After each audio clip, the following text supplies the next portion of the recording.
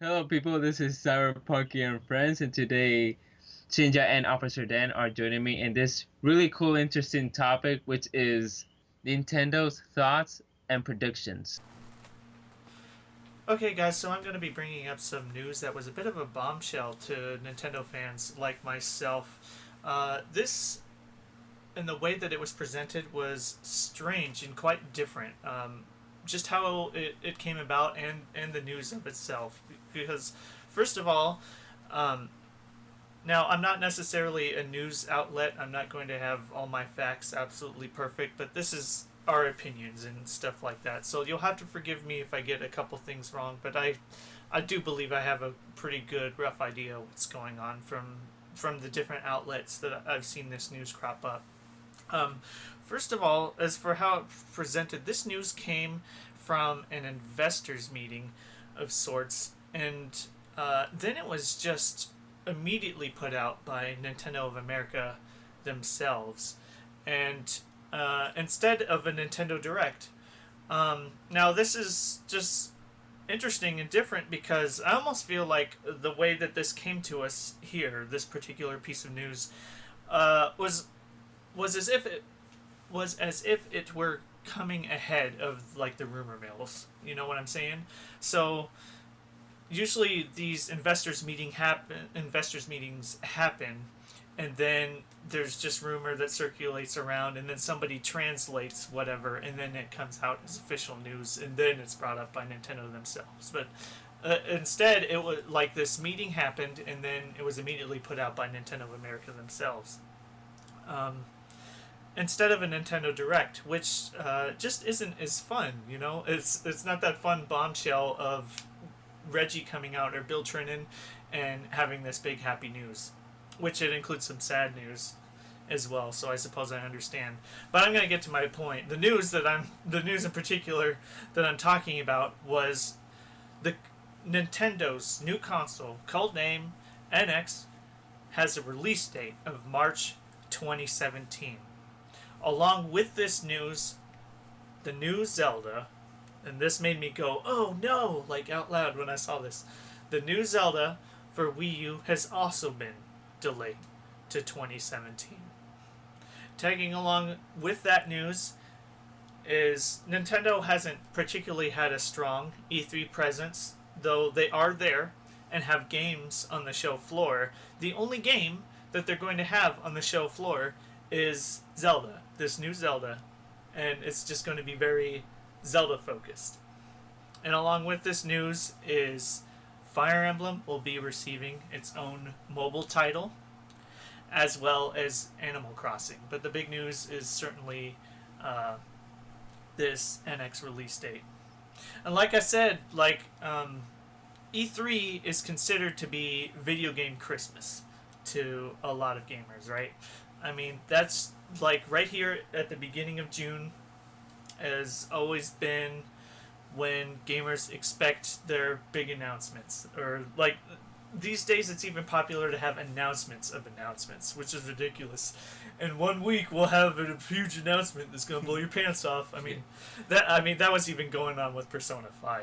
Wait, has Persona 5 been announced? Have an announcement of an announcement. I think there's a countdown timer going on, if I'm not mistaken, or it was a big troll or something. I'm really fuzzy on that, so I'm definitely not going to touch that one. I don't have my facts as straight on that. I guess me and you will have to look that up later, Shinja. But anyway, Nintendo uh, has kind of pulled back from E3. People still expect their video game Christmas and like to have their big announcements and stuff like that around that time of year. So that hasn't stopped Nintendo from these past couple of years having their own Nintendo Direct where they have big announcements for themselves. I'm of the opinion that E3, as it is, has kind of downward spiraled these past couple of years just for the presentations and the things that were showing off. Oh, Zyberpunky, I remember you even joking about, them taking an hour on their FIFA sports and like, oh, the effects of the pitch are like this now. And and everything that. And so that's not interesting to people. And there are other developers that are pulling away from E3 as well, taking a similar approach to Nintendo. It's really a trade show, so that doesn't stop a presence from being there, but they haven't had their big on-stage presence. Nintendo hasn't for a few years, and now, as I understand it, there's a few other developers pulling away from it as well. So I think it's a smart decision, and having directs are just a lot more fun. They have more control over it, and I think it's really transparent.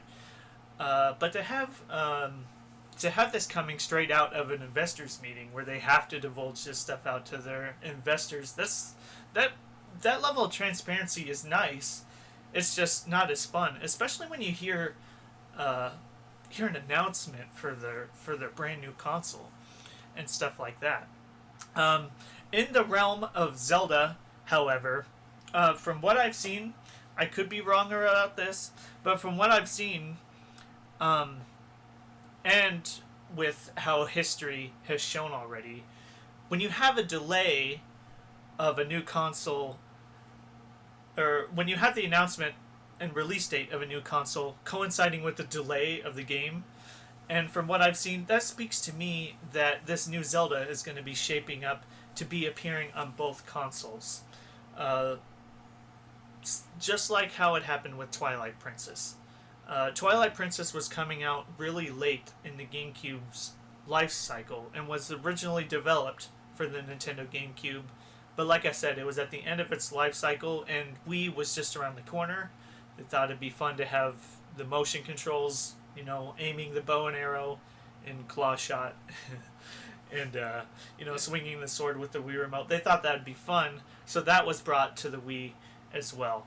And so that's what it's looking like is happening with this brand new Zelda as well. Now, with news of a console like this, it's fairly well known that the Wii U isn't selling like Nintendo expected it to. I'm really fuzzy on numbers, but it was said and compared to the GameCube, which was also kind of a dark time of sales in Nintendo's lifespan, that all throughout its life it was a certain number, and the Wii U is doing about half of that. And that's compared to the GameCube start to finish, and the Wii U doing half of that. So, comparisons to the GameCube. Well, as far as sales, yeah? So, wait, Wii U to the GameCube? I guess I'm sorry, I wasn't clear enough with that. Discussing sales, what do you think has been dragging the Wii U down? Comparatively, GameCube, what do you think was happening to the GameCube? As great as it is, and as great as Wii U is, what has been forces, outside or inside, that had been pulling sales down comparatively to other Nintendo consoles, especially with how great the Nintendo Wii was? Well, the biggest issue I could probably say would probably be mainly its marketing. Around the time that the GameCube came out, a lot of the marketing that it was done was mainly towards children. The whole design of the GameCube was really child friendly. Yes, that indigo, the handle. Yeah, the shape in general, like the controller, just super colorful. Nintendo just says children as well. Yeah, and they had the Game Boy player. You could put in your Game Boy Advance games, Game Boy Color games. It had 4-player compatibility. The discs were tiny, like for kids, sort of. Yes. So it just screamed like it's for kids. And it was unfortunate because it came out around the same time that the PlayStation 2 and the original Xbox came out. And those consoles, not only were they seen as gaming systems, but it was around the same time where gaming systems were becoming more of a part of your home entertainment system. It's true. Both of them played DVDs. Yep, both of them played DVDs, but the GameCube didn't, because Nintendo decided to go with the smaller CD option. Yeah, it was expected that it would be getting a DVD attachment, so you could. Yeah, and then like not only that, like you could find almost every game that you could on the GameCube on the PlayStation 2. Now, a lot of GameCube ports were much better than any other port there was, a PS2 port or an Xbox port. Resident Evil 4, by far, being the greatest example of that. Yeah. So, I mean, that's just one of the reasons that I think the GameCube was, like, superior in its own way to, like, any other console. I mean, like, realistically, it was on par with the PlayStation 2 in many, many ways. I think the only console that really was superior to it was the Xbox, because it was like a computer. But I guess it mainly just those features and the reason that like they didn't really like market it so much. I mean, like, you know, you saw it advertised on stores, but you didn't really see TV commercials as you did for the Wii. Mm-hmm. The Wii had That's right. enormous amounts of commercials. Its popularity was also due to its name. It's short, simple, memorable. It's like Wii, and they even made it into a pun. We would like to play with you. Yes, very easy to make fun of, unfortunately, but that still spread the word around. Yeah, and it was revolutionary in its own ways because it was the first home console that had movement controls in it. If you're not counting, you know, PlayStation Toy and stuff like that, where like it wasn't really movement, it was like camera capturing stuff. So it was just amazing, and it just made it so friendly for families everywhere. This console still didn't play DVDs, even though it could if you hacked it. Yeah. But it did everything you really needed and wanted it to, and it had amazing titles on it that even though it didn't have HD on it, many people could still enjoy, and they looked beautiful. So like naturally, parents and everyone alike was like drawn to it. I can't really think of anyone who like, you know, people I was around was I'd usually ask, oh, do you have a PS3 or an Xbox 360? And I'd usually always get the response, oh, I got a Wii. And it was just like that console that everyone got because it was actually cheaper than the competition. It had great games. Developers made shit tons of games for it. Like there's so many good and a lots of bad games for the Wii. But nonetheless, there were tons of titles for it. I think the Wii had the most titles out of any console out there. Possibly the PS2 had just about the same amount as the Wii did. See, and if you want to flash forward to the present as concerning the Wii U and third-party support, it certainly had strong third-party support concerning the GameCube especially, and then the Wii. In a different kind of way, but yes. Yeah, so those are my thoughts on why the GameCube didn't do super great. Now, the Wii U, in a similar way, it wasn't marketed as well as the Wii was. I don't remember seeing more than maybe a few commercials here or there. The last commercial I did see was for Mario Maker. I've only seen commercials for Wii U games, not the actual console. Yes.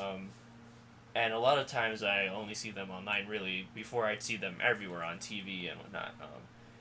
But I'd mostly seen them for the game specifically. And they've been doing great on game sales, no doubt, but what they really need to sell is more consoles. And, you know, just unfortunate naming. There's nothing really revolutionary about it. Like, you look at the differences between the GameCube and the Wii.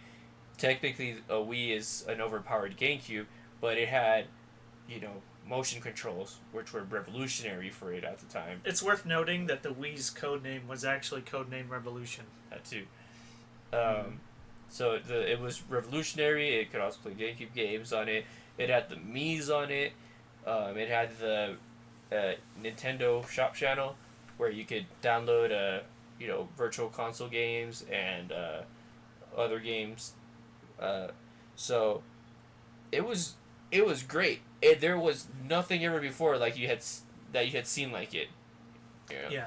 So, like they just poured all of their ideas into it, and so you had the Wii U, and they brought a lot of the ideas from the Wii into the Wii U. So, it's not very different. It's not different enough, and then the hardware that they added, they added the gamepad, but then everything else kind of like already exists in other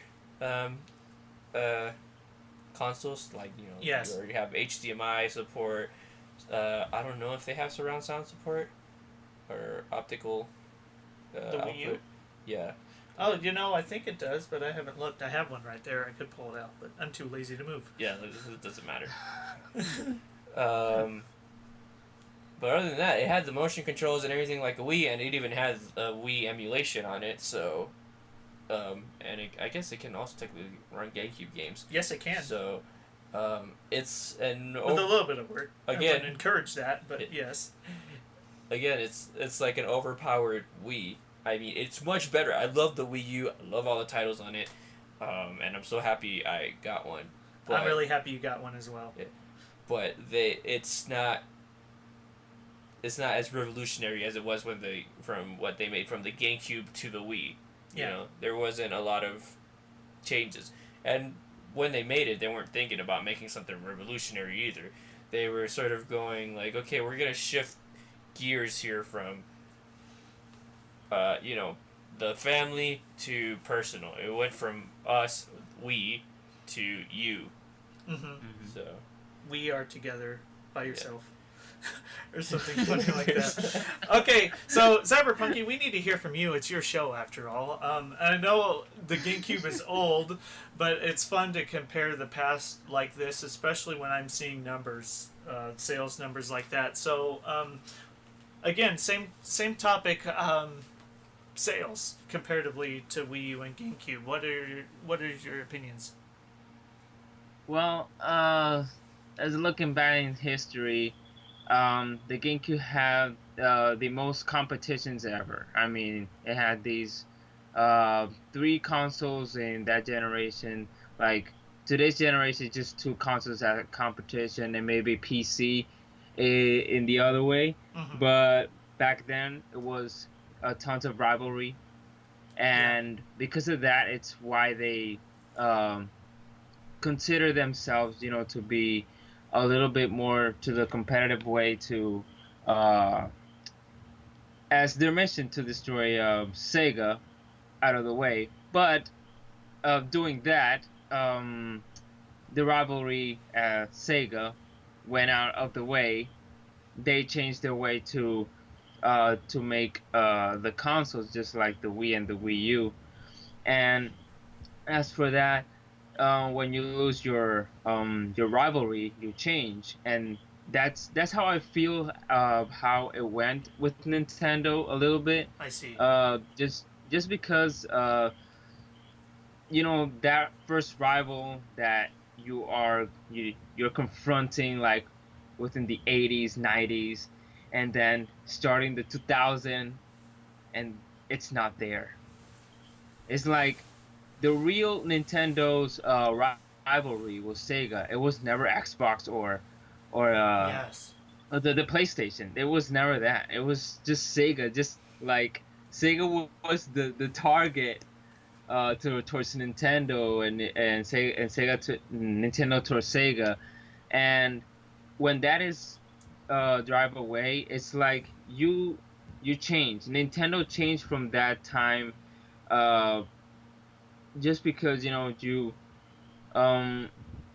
mentality just like, wow, my rival is dead, so what do we do now? So let's just back out a little bit of, let's just make a console for the family, Yes. and let's forget about the gamers. And then it came out the Wii U, and the Wii U is towards the gamers, and it's um how to say it.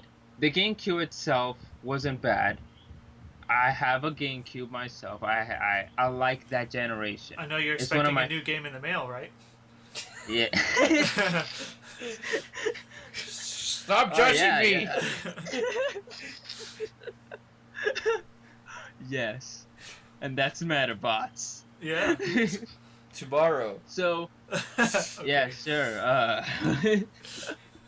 So um, the exclusivity and the rare games just like Metabots, because one of the coolest thing about GameCube, it's how it's hidden gems. Mm-hmm. And because of these hidden gems today, they're rare and they cost a lot, even though Nintendo is not winning money anymore because of, they just killed the GameCube and went out with the Wii. Kind of like Twilight And Princess. yeah, basically, Twilight Princess today is like $50 or $60 on eBay. That's right. It's Even probably worth yeah, more now so that the HD version came out as well. Quite possibly. mm-hmm.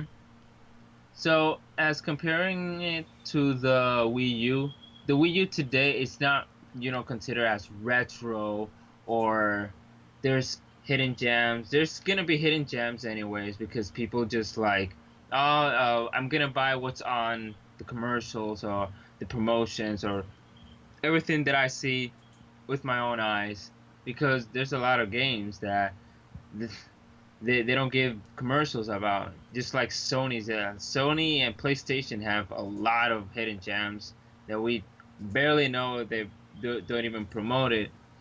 But as the Wii U keeps on, as a short time, because comparing it to the GameCube and Wii U, they're like, okay, so they lasted like 3-4 years only, and you're gonna kill it now. Well, Mm-hmm. not try to kill it, because they're still going to make games, but there's a time that they're going to stop making games and supporting that console. Yeah. So they're totally gonna move on, and that's what happened with the GameCube and some of the mobile console, like the Game Boy. They move out with dual screen, the DS, Yeah. and they just have to kill the Game Boy because the Game Boy was so successful. But that's not, we can't go there yet. Mm. Um, so yeah, that's basically my thoughts. As um, there it's way too early for this generation. We're not even half of this eighth generation of console, and it's the Nintendo NX is right there in the corner. Like, it's next year, literally next year. Mm-hmm. Uh, and it bugs me a little bit because you said at the beginning of this podcast that they weren't going to promote the NX this E3. That's right. Yeah, they're Man, not so really yeah, talking about it, are they? That's very taken me by surprise. Yes, that's an aspect yeah. of that. Yes. And I know that from the death of Iwata, yeah, I think That's the correct. president of, yeah, uh, they made a lot of changes, and it's good in a way. At the same time, it's like you're taking it way too damn fast for this generation to just change and go to another console. It's like uh, jumping into the ninth generation. Mm-hmm. So as the Wii U keeps on, having games and more exclusivity, that's what they keeping them alive, and that's what um that's what they're supposed to do. Just keep on doing the first parties, because that's what the Wii U has, the first developing games, because the third party is not that great, but they also have third party, but not as much as the other consoles. Yeah. So yeah, there's a lot of similarities on the GameCube and the Wii U, because it's like we're in different times, but at the same time, it's like wow, we're going back in time and see the same old shit with this new generation. It's Yeah. like repeating itself, and us, the consumers and gamers, it's like we're spending a lot of money. Like we said in the previous podcast that they're gonna be releasing a lot of um, new consoles like every 2 years, but that's not gonna happen. But it could happen because the technology is advancing extremely fast. Uh huh. It is commonly known that even the PS4 and the Xbox One were comparatively underpowered even when they were released. Which is why the new Project Neo is happening. 4.5. Yeah. Is it Project Neo? Yeah. Yes, it's called. It's Yeah, codenamed Neo. Yeah. Yep.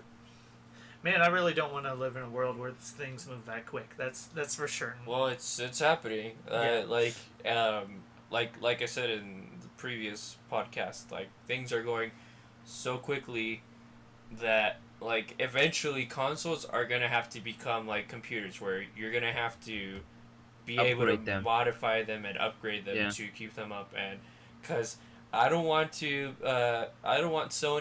Nintendo, and Microsoft to.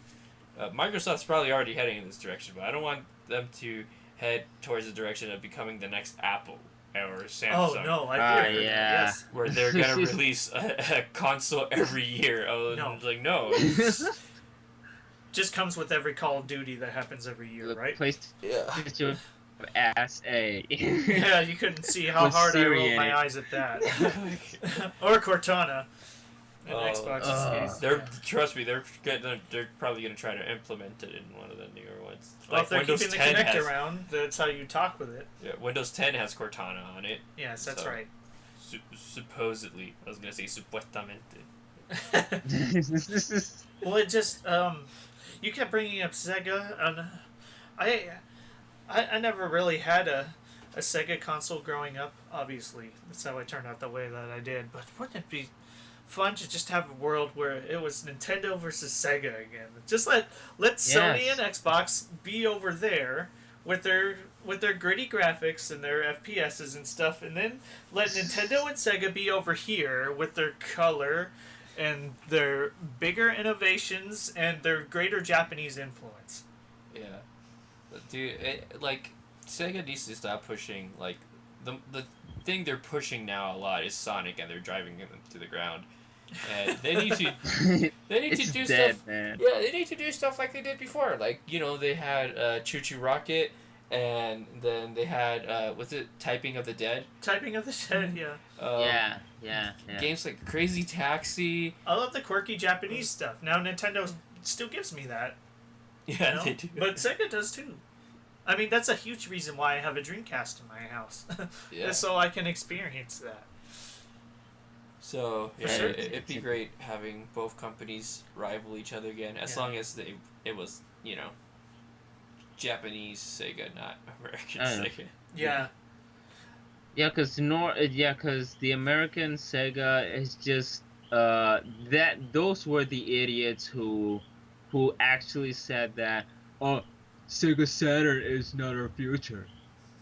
Mm. Dreamcast is. And like, man, these guys are such idiots.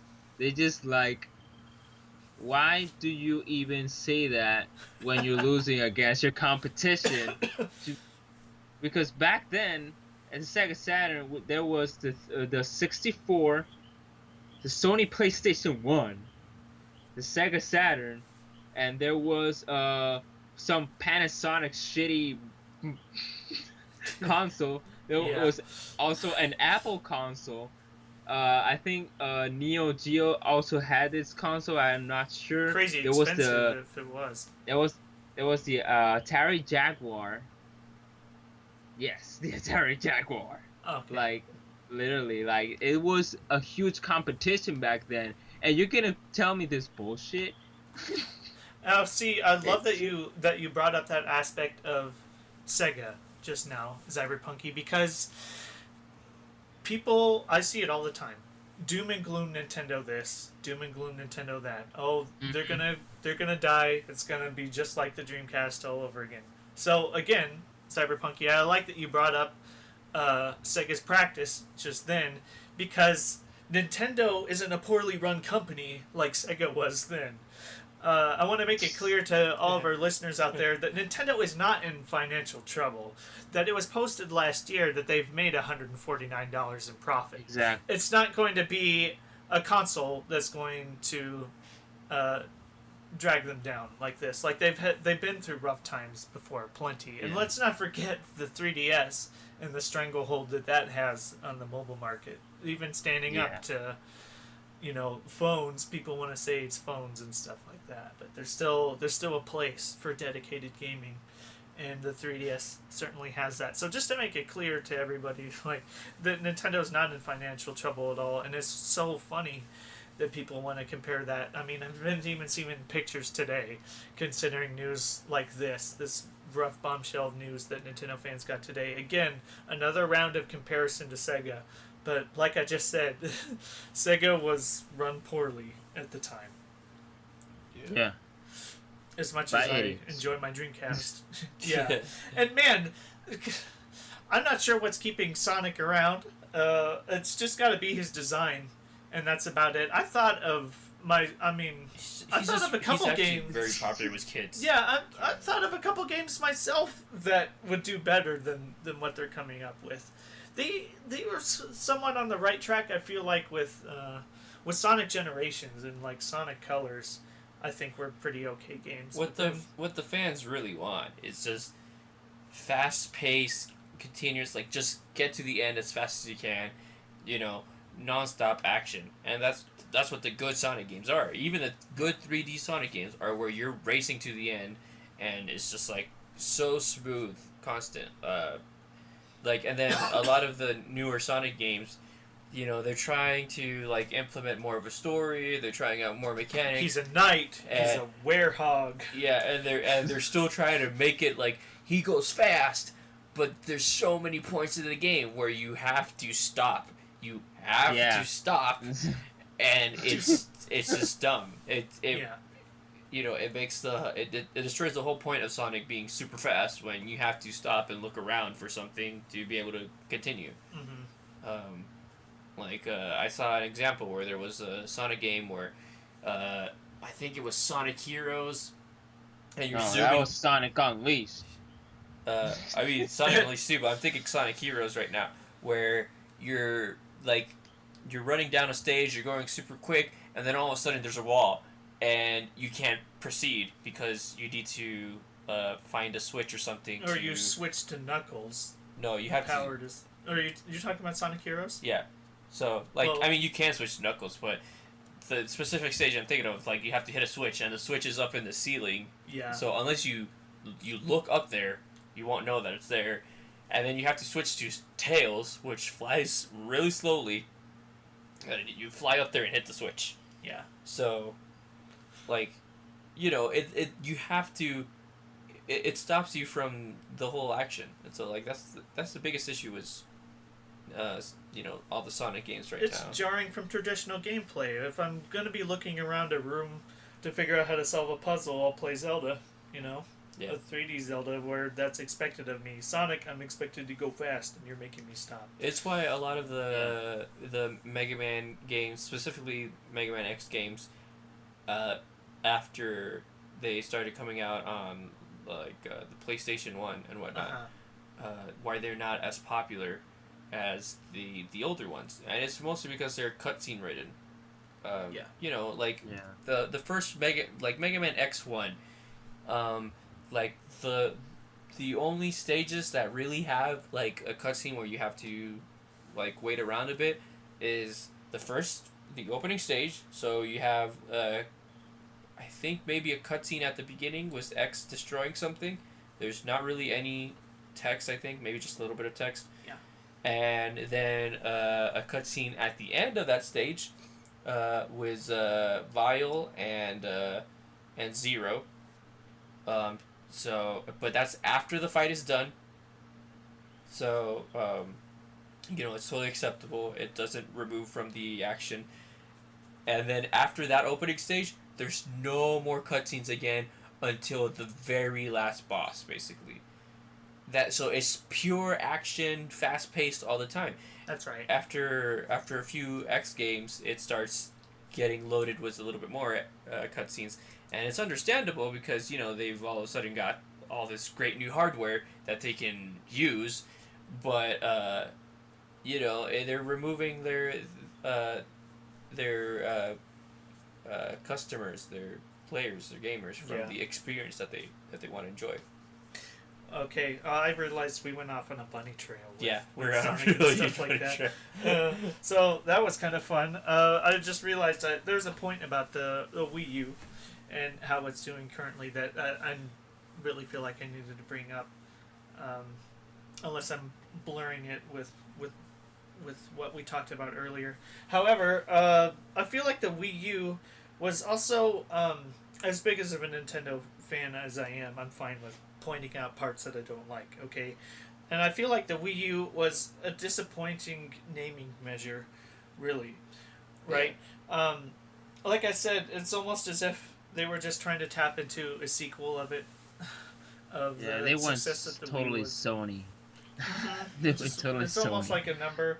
Now, this was just unfortunate because I'd seen throughout the news media, in particular, one really noteworthy outlet. I really honestly can't remember which outlet it was. It was like CNN or something like that. I honestly can't remember. It was a big news outlet. But they reported the Wii U as a peripheral to the Wii.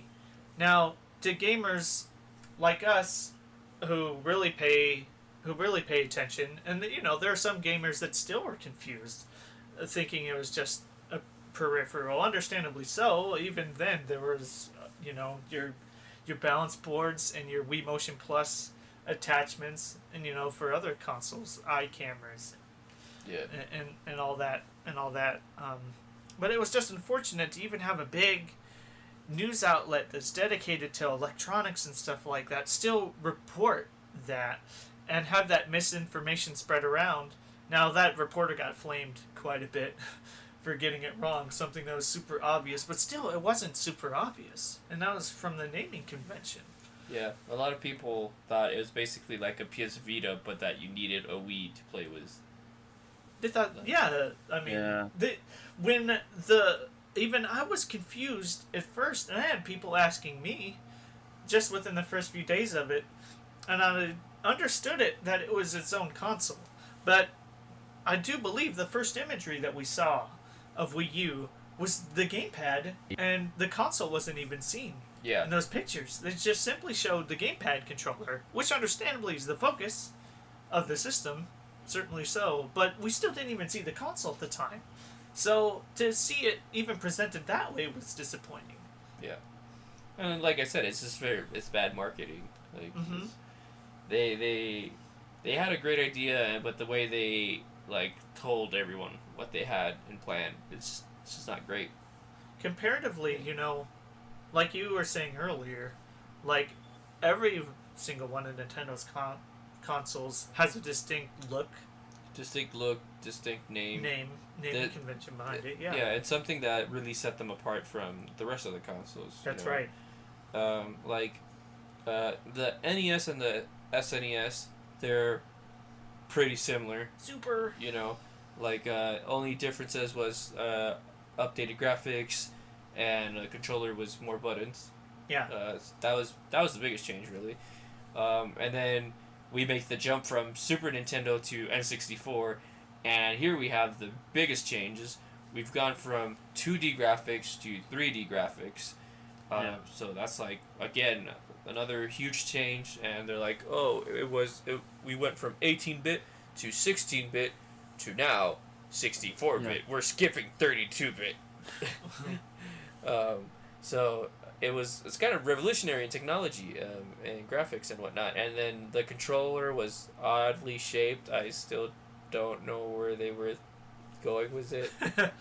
I never learned how to properly hold one. I'm like, the joystick's here, but the analog button's over here, or the D-pad button's over here. Yeah.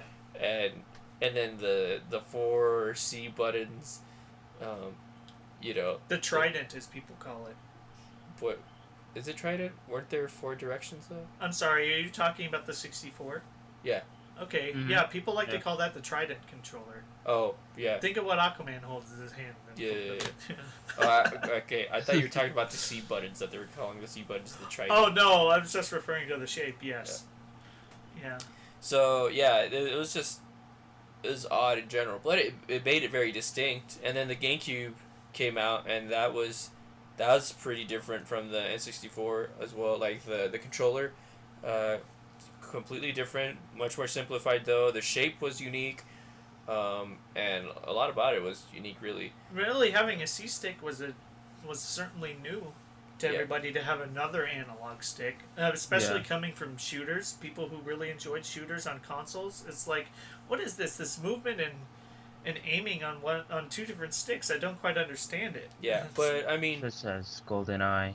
but Yeah. Sony had released the PlayStation controller was 2 analog sticks at one Yeah. point, so it wasn't like super new, but it For was Nintendo an fans. interesting design for a controller. Yeah, And then the Wii came out, I'm still and using one. that one was like completely different from any other older systems, in every way. So Your infrared and your motion, and then and then the motion plus that had an accelerometer in it. yeah, there were a lot of things, and then Wii U, it just takes everything from the Wii, brings it over, and you got beefier hardware, and what else you got? Like the gamepad. Like, I can't really give it much more credit than that. You know, Mhm. I mean, the software Yeah. is better too. It's like the software. Yeah. they got Miiverse and other It's stuff. I mean, it finally made the jump to HD. Yeah, but like I said, that's beefier hardware. Yes. So And still, considering I still love my Wii U and I'm still playing it like a lot. I mean, Star Fox Zero just came out. yeah, I'm dude. trying Oh, to yeah. find all the extra routes in that, and man, people just trash the controls in that too, and I just don't get it. Like, it just clicks with me super well. And considering the success that DSs still have with those 2 screens, you would think that some of that success would translate to home consoles as well. Yeah. To have that second screen to help you out. So I don't quite understand it from that aspect either. And Star Fox is amazing. I guess people are Yeah, just of upset course. that they're sort of forced to use it, whereas like up to every point, like, the second screen sort of has like an optional thing, and this Yeah. one is like, yeah, it's optional, but you kind of really do need to It's use it. designed that way. Yeah.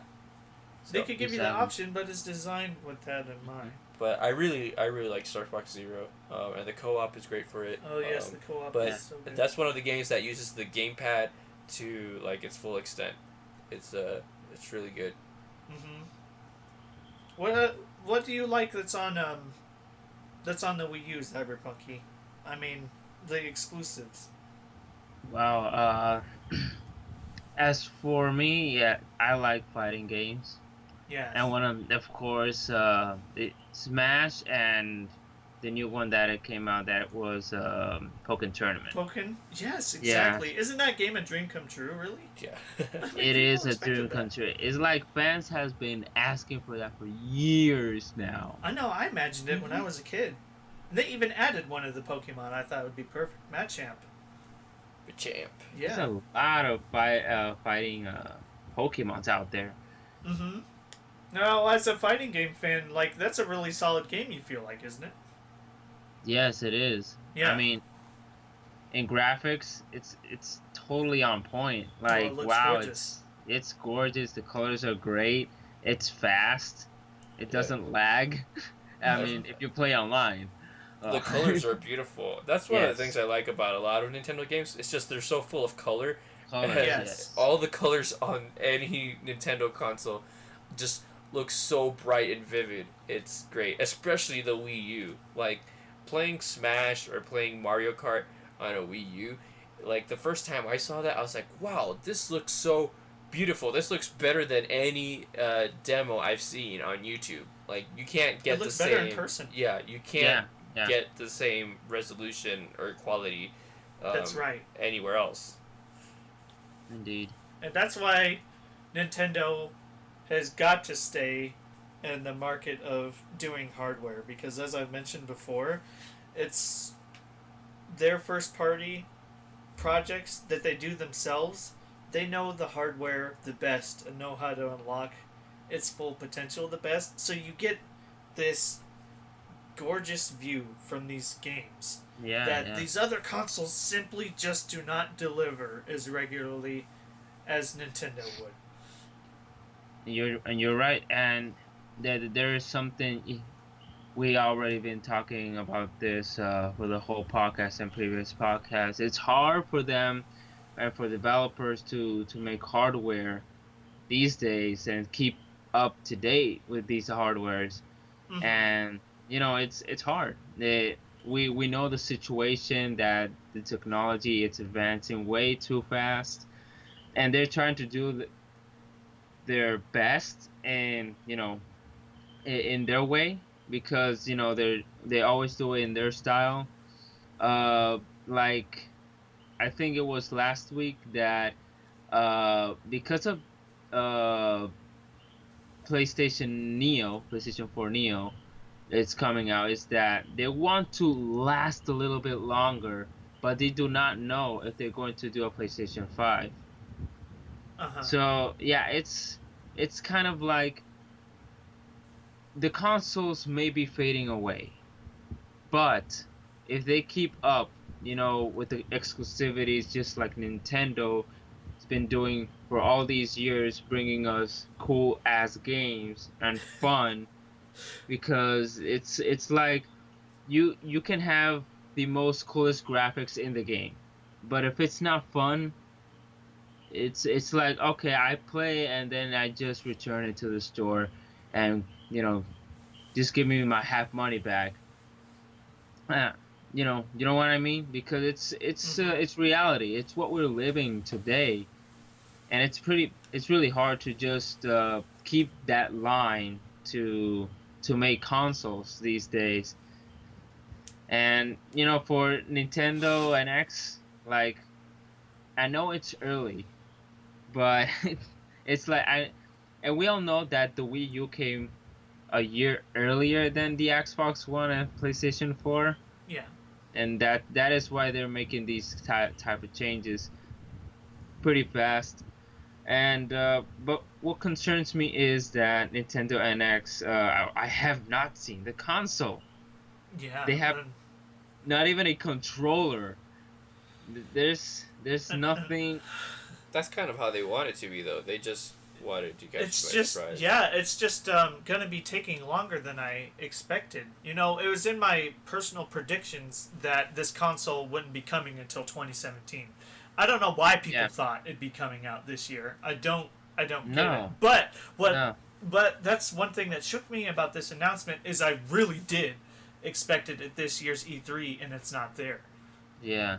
That is so different for us in our history for Nintendo that we've Oh seen yeah. for certain. Now, Zyberpunk, you mentioned something important earlier. Uh, so you mentioned the developers, and you mentioned PS4, Project Neo, and whatnot. Yeah. Um, so we talked about this in a earlier podcast where we mentioned that uh, developers were having hard enough time already with 720p graphics. Yeah. That's right. And like it was hard enough for them to do 1080. How could any developer right now really do 4K? You know, that's just gonna be Yeah, four it's times just the work. Um, so, uh, along those lines, one of the reasons that I just realized and just remembered why the Wii U probably didn't do as great is just probably one of the reasons like people haven't been doing great was like the PS Vita, for example, or other consoles that aren't as popular, uh, Mhm. or like the Xbox Kinect and what is the PlayStation Move. Uh, the Wii U is specific as a thing that has never been in any other console, and it's the gamepad. Um, Mm-hmm. It's pretty straightforward. It's just a controller with a screen, and you know Yeah. you can use the screen for anything that really needs to have touch in it. But developers, nowadays they have hard enough time coming up with a new idea, and usually whatever idea they have is how they decide what console it's gonna be on.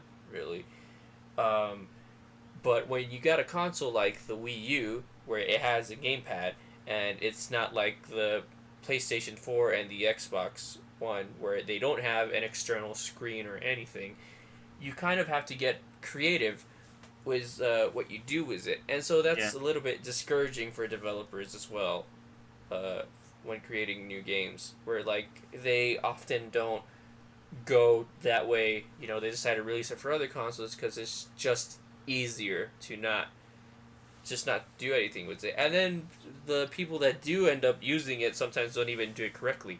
That's right. Most of the popular games on the Wii U are first party games. They're straight from Nintendo. Um, I don't know about many games on the Wii U that that aren't from Nintendo that I'm like, oh man, that's such a good game, and There aren't many. or they make a good use of the gamepad.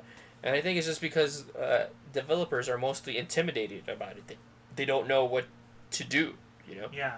Or they're lazy, I think.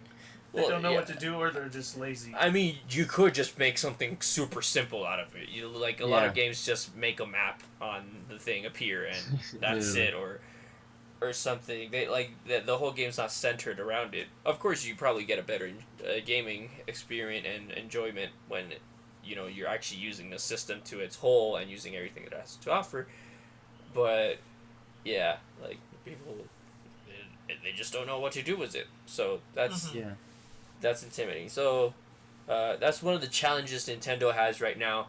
That like as they keep inventing new things for all their consoles and all their future consoles, developers are gonna have to keep up with gaming and the way the games are made. There's never gonna be a perfect formula for them. That like, oh, if I can make this kind of game with these graphics, and it'll have these controls, and it'll work on every single console that comes out for eternity. Like they can't really do that anymore. No. Yeah. So Man, it's just unfortunate, especially with an announcement like this. I mean, this doesn't change this particular aspect of it, but it just makes for a very barren release schedule for Nintendo this year. That gives us Paper Mario Color Splash later this year, and then that Shin Megami Tensei Fire Emblem crossover RPG that's also coming out. And then for 3DS, I mean, it's pretty much the Kirby game and then re-releases of Dragon Quest. Those are about the big names that are currently announced for this year. So I still hope and expect to see new announcements from Nintendo at this year's E3. they did just release a whole bunch of games recently. It's true. I mean, Star So- Fox did just come out. Yeah. We got Star Fox, Twilight Princess HD, and then we got Splatoon a while ago, and then we got Super Mario Maker, and it just felt, and then we got Yoshi's Woolly World. It It's just the felt future. It's for barren. a while we got like a consistent amount of video games being released from them, and so like I don't think I've ever seen anyone release so many games so close to each other. Uh-huh. Yeah. It's- Yeah. It's I think I'm okay with them not releasing anything for a while. Like I would like a few games for the rest of this year, but it's understandable that we probably won't see Yeah. anything until next year. There's something year. to be said about taking the time to play everything that you have in your backlog already that you should be playing. I have that's still in the so many plastic. games for every other console. But there are people that still want to see something in the horizon like all the friggin' time. Yeah. Yeah. So yeah, that's to say it just really looks like it's winding down. I just want Mighty Number 9 this year, man. No, for Pete's sakes. Who knows? It's gonna be made.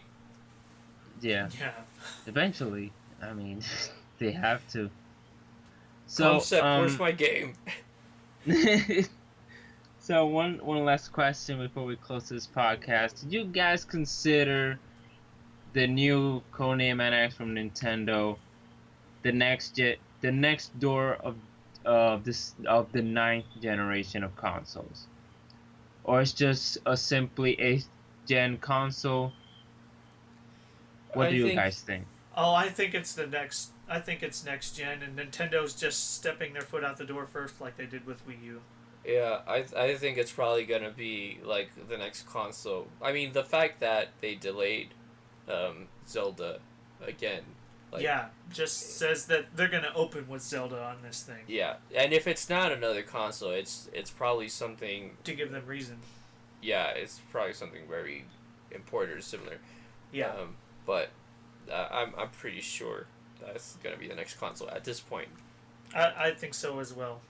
But do you think that as well, Zyberpunky is gonna be the next Yeah, one? it's totally Yeah. an ninth generation console, and probably it could match the PlayStation 4 and Xbox One hardware, as as processor and graphics.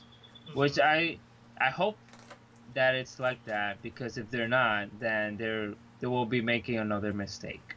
Yeah, Zyberpunky, what do you want to see from NX?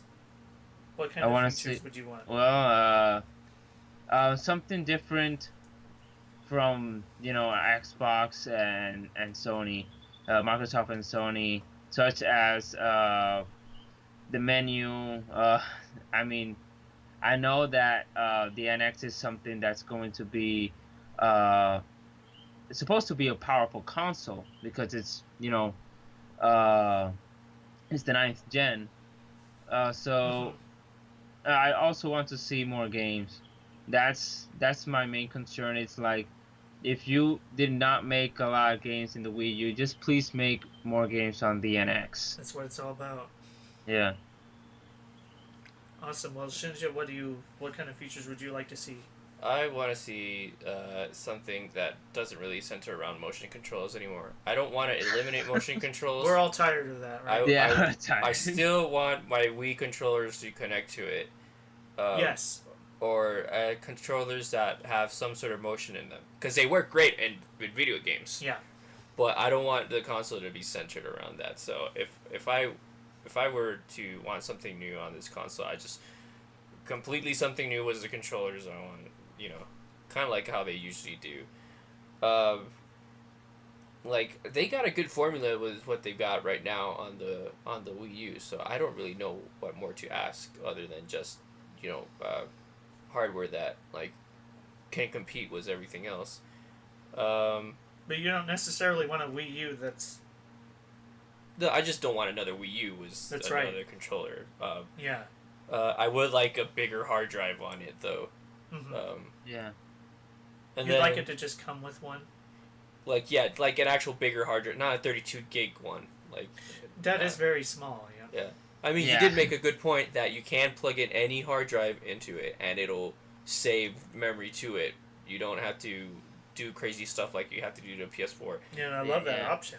So Yeah. But Totally. like have a bundle that comes with one at least. yeah, Mhm. and so and then maybe like make it more accessible to share stuff like the PlayStation did or is doing. It would be cool to see like Nintendo is the only one right now not in the virtual reality race right Yeah. now. So it would be cool to see them do something like that. You guys For have the some next console. expectation potentially? Could you see VR coming from them? Yes. Both Yeah. of you? Yeah. They yeah. already took a step with motion controls. I don't see why not. Mm-hmm. Yeah. They've got the foundations of it. Out of everyone, they have the best motion controls. Personally, I think that they have the most experience with it. Really, Yeah. Yeah. so Nintendo doesn't follow trends, so it's hard for me personally to see them doing VR, but I'm not against it at all. I know that considering how hardware's been for everything that we've seen, I can see it being a higher price point, certainly, for some sort of entry like that from Nintendo. it's probably gonna be 350, Mm-hmm. 350 to 400. I mean, Hardware is insanely important to have the frames per second with that. Nintendo's usually had pretty good prices for their consoles. Yeah. Always. And considering the last thing you had to look through a visor at in Nintendo's case, we all know the Virtual Boy is the one real tank that they've had. Yeah. So, I say come out like 350 maybe. Yeah. And like if they have to make the hard drive really small to make it cheap, I'm okay with that, I guess.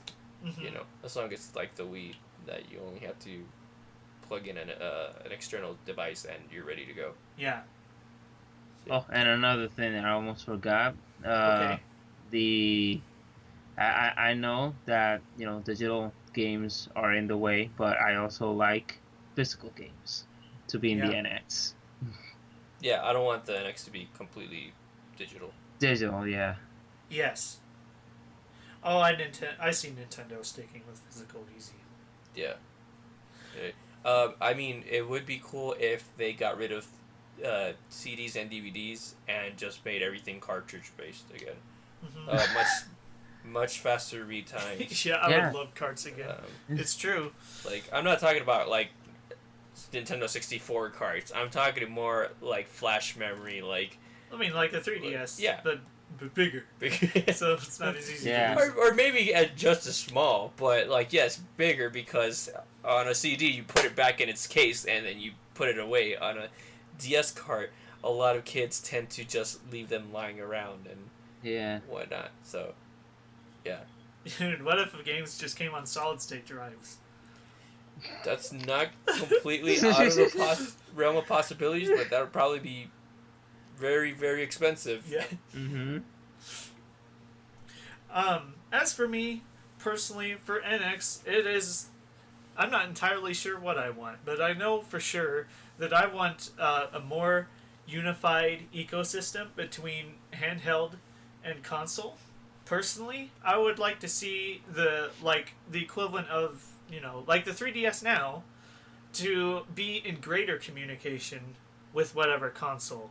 I really found it novel and really neat that I could use my 3DS as a controller for Smash Brothers. Not ideal, but things like Monster Hunter 3, I can't get out of my head how Monster Hunter 3 had a 3DS version, and there was a Wii U version for Monster Hunter 3, and they're the same game on both. Kind of like how Smash is similar to the same game, different stages and stuff like that. Yeah. But, same gameplay there. Monster Hunter's still the same. But you see what I'm saying? Yeah. They're the same. With Smash, I could use that as a controller and transfer custom moves that I've got and stuff that I've unlocked in Smash. And in Monster Hunter, I could transfer saves back and forth. So when I'd be at work, I'd be farming for materials in the bathroom, hiding out at work in Monster Hunter, and then I would come home, and then I'd have the gear to make the stuff to fight the big monsters. And that's really cool. So I imagine that would be a really tough development cycle for anybody, but I thought stuff like that was really cool. So I'd like to see greater communication, again, to reiterate, greater communication between handhelds and that. And though I do want a completely new system with a completely new look, like put Wii aside, that was, we love and miss Satoru Iwata greatly. And that was amazing. And that's his thing. And we're going to leave that his thing. And we're going to move on to something that looks really new. And stuff like that. But you made a good point, Shinja. At the same time, I would still like to be able to connect my Wii remotes and use classic controllers for virtual console games. And that's the thing that's tough, is I would also still like to see the gamepad be able to communicate with this thing. They had and just a lot have of it great there. ideas, but it's just, I don't, like... Have it there for virtual console, have it there for media and YouTube, better communication between that, but maybe not have it be the center of the games. Exactly. Instead, have it be there as backwards compatibility for Wii U games. Yeah. Mm-hmm. And then eventually sell the gamepad separate down the road. So then if you wanted to buy Wii U games for your backwards compatible NX, that the gamepad is there. Because a long time ago, when Wii U was first announced, they wanted to sell Wii U gamepads by themselves because they speculated about the idea of being able to use 2 gamepads for a game. We know that never happened. But we know at one point selling gamepads was in the cards for Can Nintendo. you not get gamepads at all by themselves? Not on the market, no. You would have to ask for a replacement from Nintendo yourselves if you broke it. So, yeah. I think I probably have more, but that's the real main bullet points of what I would be looking for the future. Awesome. Alright, thank you for joining us. Make sure to like, comment, and subscribe to Zyber Station. This has been Shinja. Hey everybody, this is Officer Dan. We sure talked a lot about Nintendo today. But guess what? Me and Shinja play a lot of Nintendo games over on our gameplay channel, Karibukai Play. We're also streaming live on YouTube every Friday, so you should come by and say hi. Once again, thank you for joining us, and we'll see you all next time. See you guys later.